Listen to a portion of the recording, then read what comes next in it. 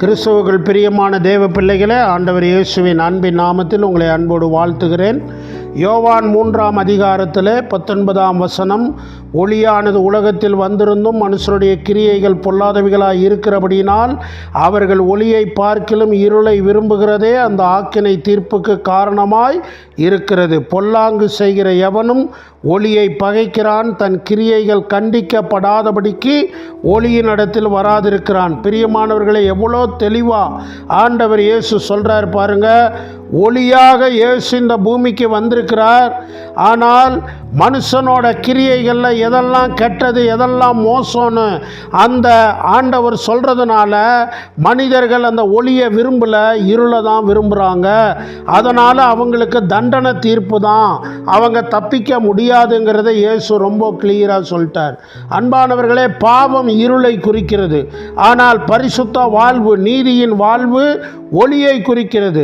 கடவுளிடத்தில் வருகிறவன் தன்னுடைய பாவங்களை ஒத்துக்கொள்ள வேண்டும், தன்னிடத்தில் இருக்கிற குற்றங்களை ஒத்துக்கொள்ள வேண்டும், நான் கடவுளுக்கு விரோதமாய் வாழ்கிறேன் என்பதை ஒத்துக்கொள்ள வேண்டும். ஆகவேதான் இயேசு ஒளியாக இந்த பூமிக்கு வந்தார். ஒளியாக வந்து உன் கிரியைகள் பொல்லாதவைகள் என்று ஆண்டவர் சொல்லுகிறார். அதை கேட்டு யார் நம்பி அவரிடத்தில் சார்ந்து கொள்ளுகிறார்களோ, அவரிடத்தில் வந்து மன்னிப்பு பெறுகிறார்களோ, அவர்களுக்கு நித்திய ஜீவன் அல்லது முடிவில்லாத வாழ்க்கை உண்டு. ஆனால் இருளையே விரும்புகிறவர்கள், பாவத்தையே விரும்புகிறவர்கள் தண்டனை தீர்ப்புக்குத்தான் உட்படுவார்கள். பொல்லாங்கு செய்கிற எவனும் ஒளியை பகைக்கிறான்.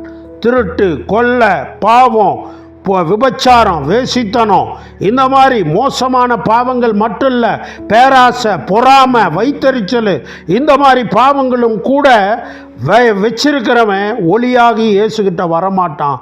ஏன்னா அவனுடைய கிரியைகளை ஆண்டவராகி இயேசு தம்முடைய ஒளியின் மூலமாக வெளிப்படுத்துகிறார், கண்டிக்கிறார். அதனால் எனக்கு கடவுள் கண்டிக்கிற அந்த பழக்கம் எனக்கு வேணாம், கடவுளை விட்டு நான் விலகி இருக்கிறேன்னு ஒதுங்கிக்கிறான், ஒளிந்து கொள்ளுகிறான். பிரியமானவர்களே, கடவுளை விட்டு நீங்கள் ஒளிந்து கொள்ளுகிறவர்களா அல்லது கடவுளிடத்தில் இருக்கிறபடியே திறந்த மனதோடு வருகிறவர்களா?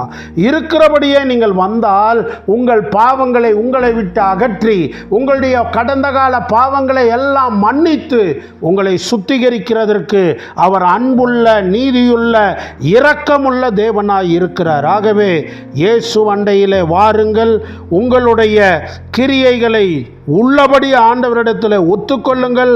அப்பொழுது நீங்கள் அந்த நரக தண்டனைக்கு போக மாட்டீர்கள்.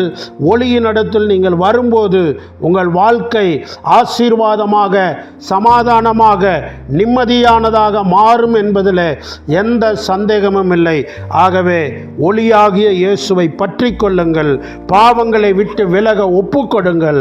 ஆண்டவர் தாமே உங்களை அளவில்லாமல் ஆசீர்வதிப்பாராக.